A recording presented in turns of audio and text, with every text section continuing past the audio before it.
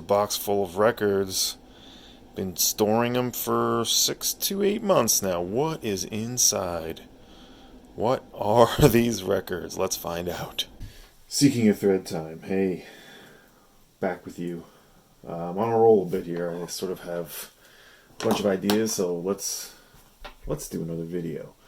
I'm going to get into my box I've been talking, or you've seen here. But first, thank you to everyone who's commented and subscribed. Andrew, Tales from the Crate, thanks for shouting me out again. Yeah, I really appreciate that. I haven't watched your whole video, your most recent video yet, but cool stuff. Counting down all those bands, and thanks for putting in the good word. People are finding my channel, which is cool. I like talking about records and showing records. But yeah, I've been going back and forth with a lot of good people. Digital Gramophone, John, of course Andrew, Psychedelic Snow, Sean. Been cool talking with you. Noted in Archive, Michael. Just started watching some of I've been watching Dots and Loops. Dan tuned into his live stream this weekend. Psychedelic, of course, Motoric 247. Enjoy your channel. I'm just starting to get into more of your videos. Steve Carlson, really appreciate what you've been chiming in with and everything. Enjoy what you've been doing. One of the other ones I've been watching is James Buttery, who's been showing Flying Nun records and New Zealand music with the Flying Nun label, which I'm a huge fan of. Hopefully we'll do a video of that stuff soon. Eric Weinbender, been good talking with you. Rob Paniques, thank you so much. Just been cool to chat with all these people that I've watched a little bit over the years, and now I'm sort of trading videos with. But before I get into my sort of mystery box of pandemic vinyl view, I just want to show you a little bit of what I've been listening to, because that's always fun to do too. This is a Dutch psych folk group called Windy Corner, The House at Windy Corner. This is a reissue on the Sommer label. There's only like 100 copies of this originally. It is from 1973, and it's sort of all home recorded. It's got a real homespun lo-fi vibe, which is great. If you know about the Ithaca band and Agincourt, you'll love this. Just want to show this quick. This is really cool. Sort of like a basement prog folk outfit, and they have another record that sort of compiles some other songs that they didn't use, but it's all from this one recording session in 1973, and highly recommended if you like home recorded indie or folk music from the early 70s. I've been loving that. I'd love to do a whole episode on the Ithaca, Agincourt, Peter Howell, John Ferdinando, by the way. That's a whole other thing. This is The Cake. The second album by The Cake, and I prefer this to the first one on Decca. This tear was a lot worse than I thought it was going to be when I bought this record, but the record's nice. And this one, a darker vibe to it, sort of still in the folk, sort of atmospheric folk or pop mold. I like the first one, some of those more obscure sort of mellow songs they do, but the big sort of Phil Spector-esque productions are great. This one's sort of a more subdued vibe, but dig it. Here's a Canadian psych group called The Rabble, and this is called Give Us Back Elaine. This one I only recently discovered. I've only heard this twice now, but check out these guys.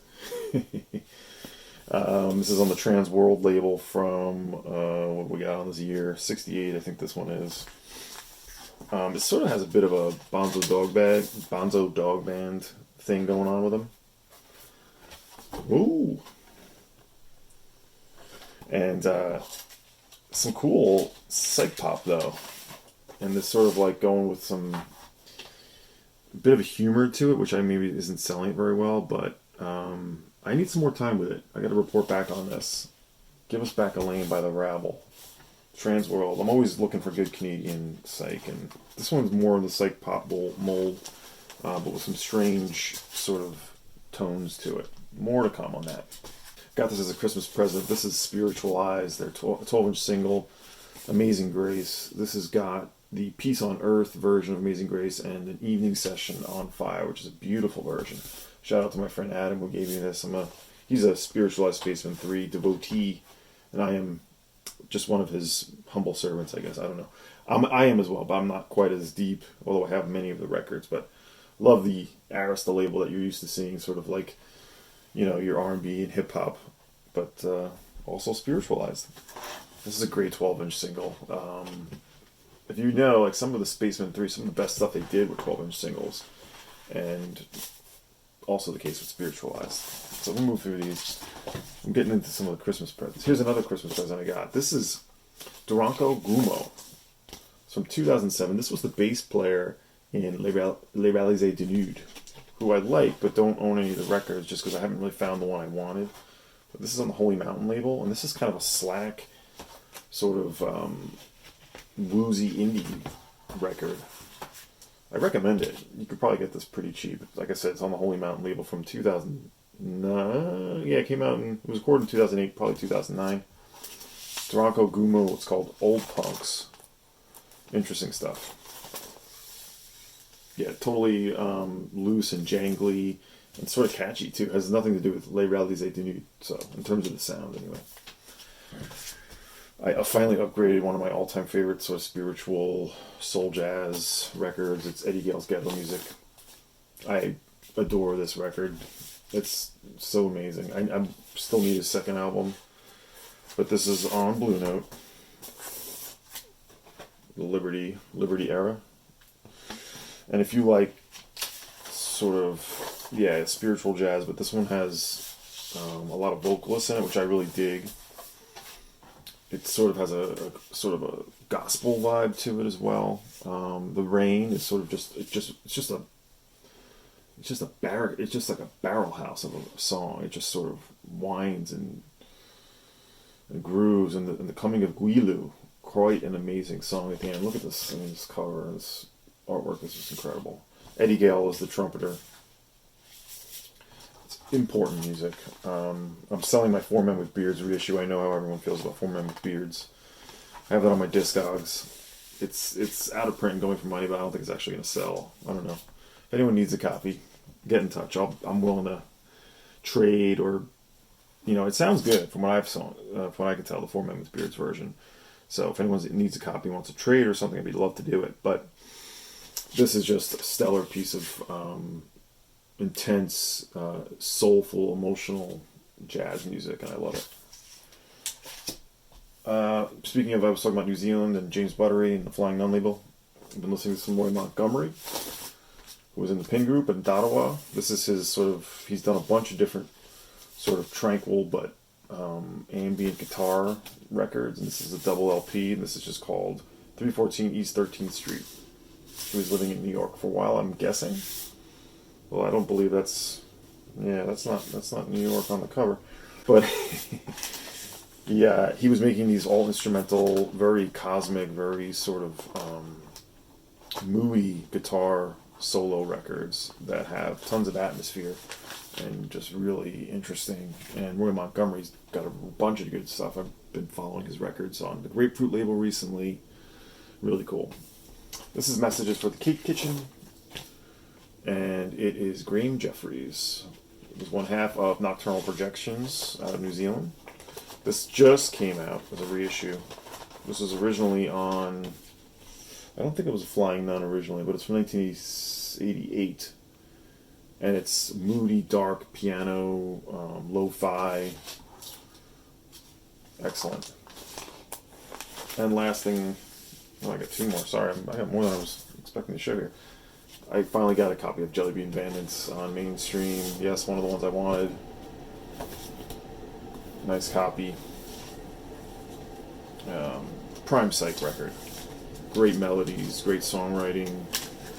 Sort of, of its own thing. It doesn't quite sound like anyone else. I wouldn't call it like the best record on Mainstream, but this is up there. This is beautiful stuff. More plays to be happy to come. And one of the few bands I buy every record I can, I try to get the color versions, is OC's. Yes, John Dwyer. OC's always doing something new. This is their new EP, just called Weirdo Hairdo.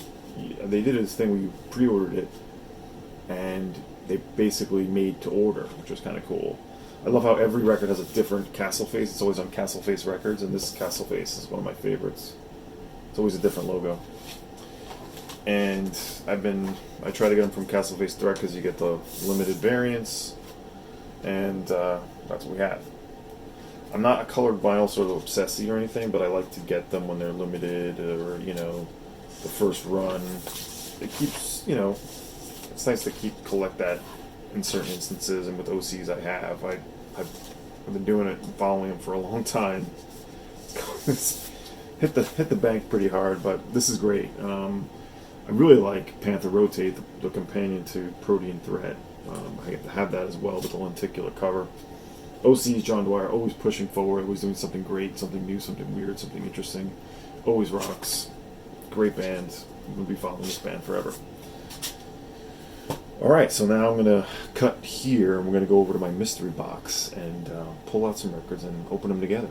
Here it is, my box of unopened, all new records. And why do I have this box? Okay. So, I've been home throughout the pandemic, as many of you have. Been working a little bit here and there. I have a few different jobs. One of them is working for the local record store. Now, since March of last year, the pandemic starting, I had been working there more than part-time, quite regularly. Since then, off and on. To make a long story short, I've been helping out at home and working on my other job from home, and yeah, I've been buying a lot of pandemic buys. Why have they been going here? Well, what's been happening is I've been getting some records, yes, online purchasing, and yes, at my store as I've been working there a little bit and, you know, seeing what comes in, but not as much. Now I'm home a lot, and so are my kids and my family. And so my listening time has been sort of, you know, divided up and sort of minimized, let's just say. But the buying has still come in, so a lot, I'm maybe buying more because I'm home and not getting to listen to them as much. So what I've been consciously doing, because I want to listen to them attentively, try not to listen while I do other things or I'm trying to do work. My listening situation here in this room isn't where I work, so it's kind of hard to be in a different room working while you're listening to records. I only have one turntable set up. So I have been intentionally putting, and these are all new records, anything used or old that I've gotten, vintage if you will, I've bought and listened to and whatnot. I've been putting aside records that I bought new in this box with the hope that I would get to them and listen to them at some point. Well, this box is full. And the intention was to listen to them in 2021, and here we are. I can't put any more in here. Now, what is in here? I know what is in here. I know what I've gotten, but I have not listened to any of them or opened any of them. And I would thought it'd be fun to just sort of pick a few at random and open them together. Maybe listen to them for a second. There's stuff from the RSD drops in here, Black Friday. There's just regular new stuff that's come out, some reissues, some new bands, there's old stuff, there's all sorts of stuff in here. So, let's just pick 5. And hopefully I'll get back to this on my own, or I can do another one of these videos, but let's pick 5. So I'm just going to pick at random and see what we get. Harder than I thought. Aha! Chris Britton, As I Am. Recording a solo album in 1969, Love Trog's guitarist Chris Britton to take a stab at great artistic freedom. This is a pretty cool record. I heard it online and I thought I'd try grabbing this reissue. So this is the guy from the Trogs doing his own solo record. Chris Britton. Yes, it is. As I Am. I like the vibe of what I heard. Sometimes I like to go without hearing the full thing, so I heard a few tracks off this and I decided to go for it and hope that it's good. Rare and underappreciated gem that will appeal to all Trogs fans and lovers of British psychedelia. Let's open it. Use the old knee technique, and I'll keep it in the shrink for now to move things along. There it is. There's a gatefold, and this is on the Trading Places label, which actually has been doing some cool reissues lately. This is from 2019. The original album was from 1969, so let's check it out. Let's just go first track. Gotta be strong, right? Hope it's good.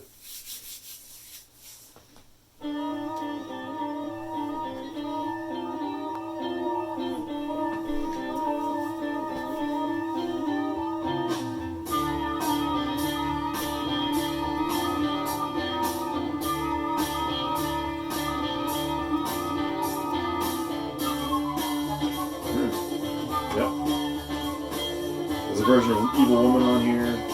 I'm not recognizing much of the personnel. Cool vibe though. Ooh, horns. Good beat though.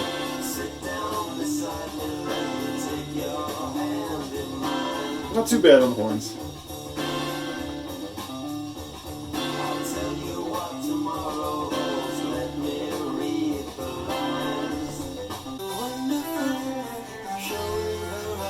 Sometimes I check these things out late at night and I hear a certain song that really gets me going. I'm hearing something here. I'm hearing like there's something. There's gonna be some meat on the bone.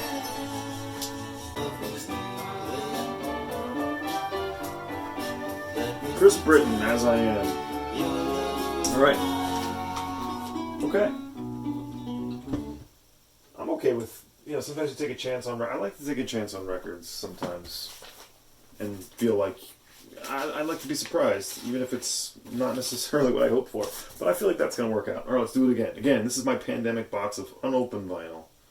I'm deciding to save it, to have fun with it all at one shot when I'm ready to do it, when I had time, and here's the time. So let's pick something else.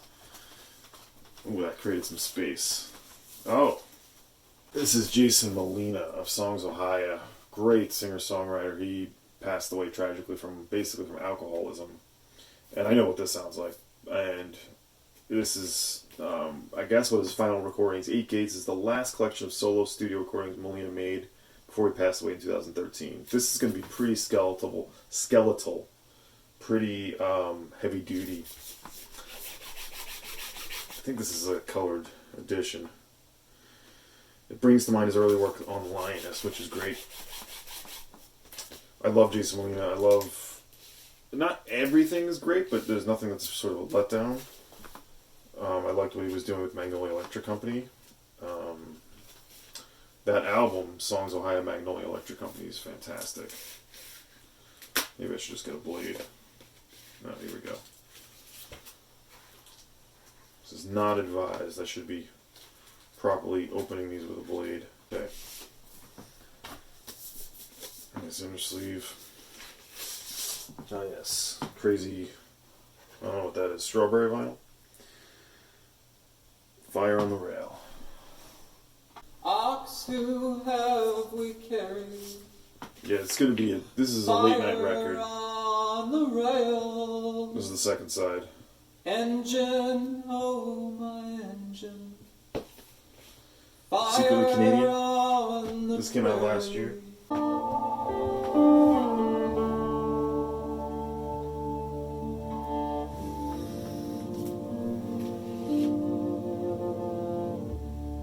Be told It's recorded in London. the truth. Yeah. I guess it's just his last collection of studio work. It's recorded in January 2009. That's the year he did pass How away. So could something be so falling apart? How could something be so... not an easy listen, but I love Molina. I have a bunch of Songs Ohio records for sure.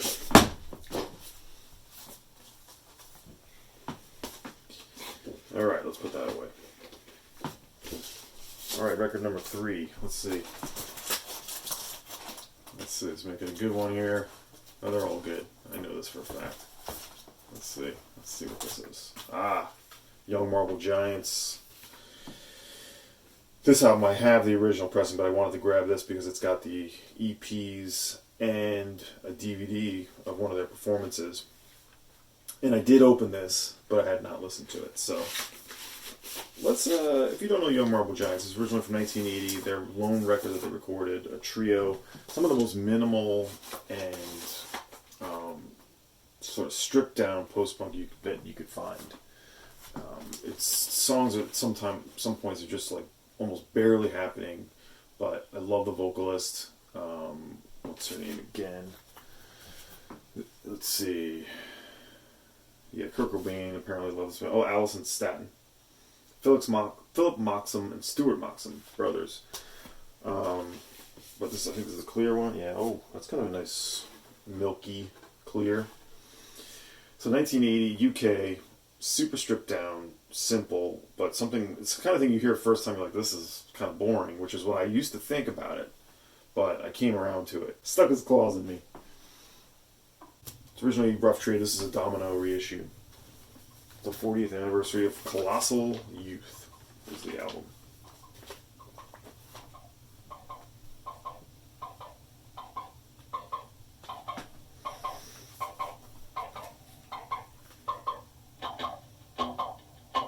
Yes, the original album plus a bonus LP featuring the band's first ever recording from the Is the War Over comp, and 4 otherwise unavailable demo tracks from Salad Days, and all the tracks from their Final Day single and Test Card. And the DVD is a 1980 performance in New York City. Not rated, too, it says.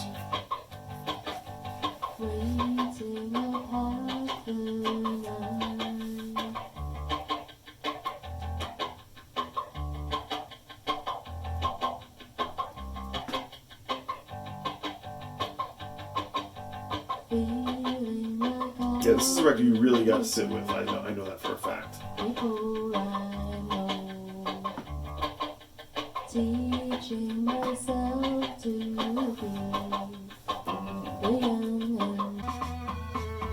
Yeah, very simple synthesizers, very basic drum machines. It's a cool record.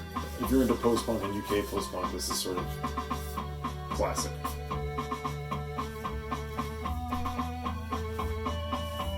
Alright, I'm not going to play it for too long, so I know this is a hit. But like I said, I already had it. I don't like to buy the same record twice, so sometimes I do. Alright, 4th record. Let's grab something back here this time. This is kind of nuts that I've done this box of Pandemic vinyl here. What we got here? Aha, Mary Timony, price tag still on. Some more indie. Mary Timony of many bands. Helium, most notably. She was in Wild Flag, XX Now. She's done the Mary Timony Band. And she was in DC bands when she was growing up. This is the 20th anniversary of her first solo album.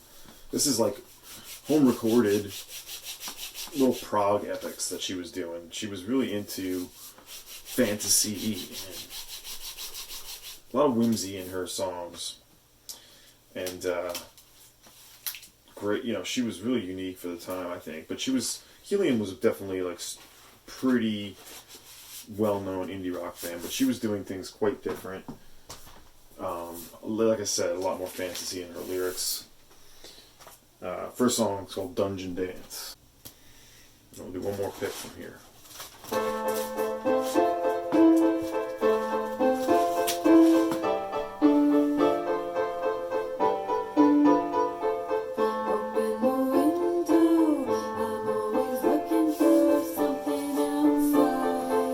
What does this include? It includes bonus material. Expanded double LP, alternate versions of original songs, and an essay on Matador.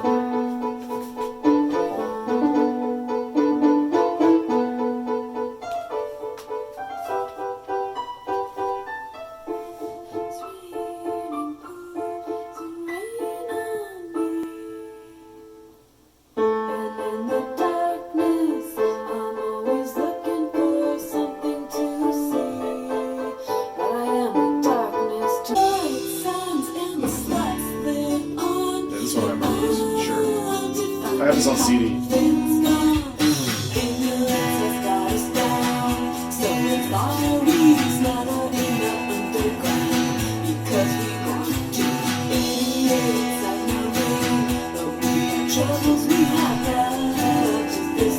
Alright, Mary Timony Mountains.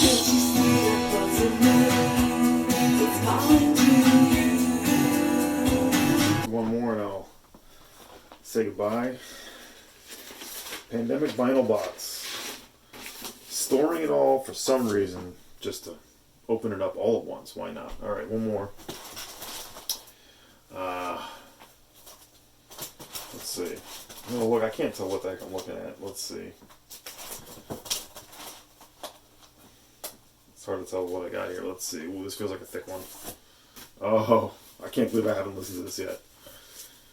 This is from one of the RSD drops. This is Behind the Dikes, Beat, Blues, and Psychedelic Nuggets from the Lowlands, 64 to 72. This is all Dutch psych compilation. I love everything that was happening in the Netherlands when it came to psychedelia.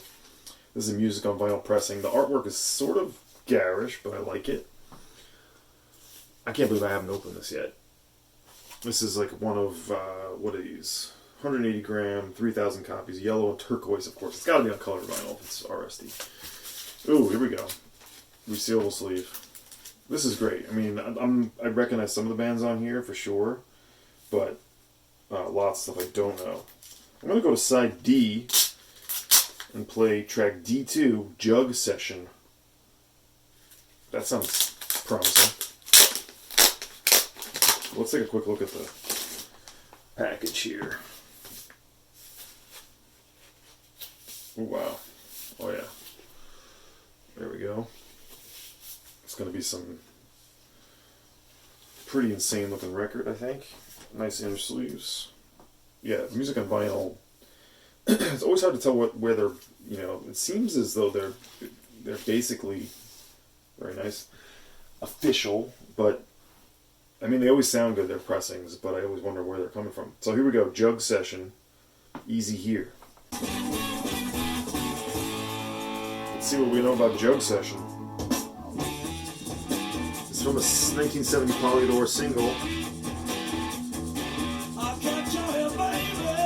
Got performed in the Otger Dice and later in the Raiders of the Last Corvette. 1970 on Polydor. Some good fuzz, good chunky fuzz. I mean, you have all sorts of people on here.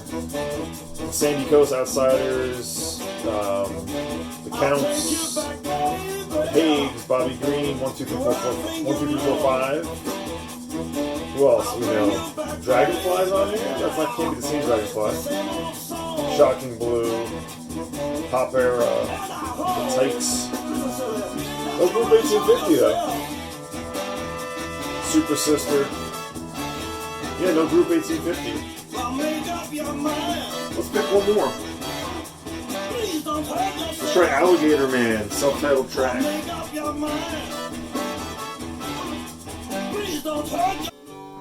So this is going to probably be a hodgepodge of stuff, but I love the Dutch, what Dutch did with Psych. This is on record D, so...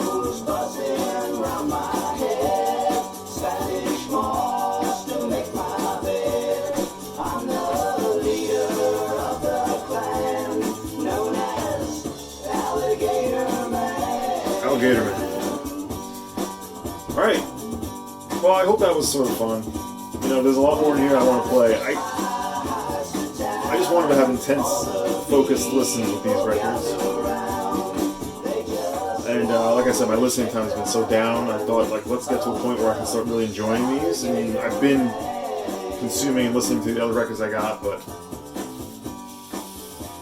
pandemic box. Alright, well, that's about it. Thanks for watching. Check out my radio show, like I said, Searching for a Thread. It's on Sundays live at 7 o'clock, but I podcast it all over the place after. Hope you enjoyed this, BC. Thanks for watching. Thanks for everyone. Take care.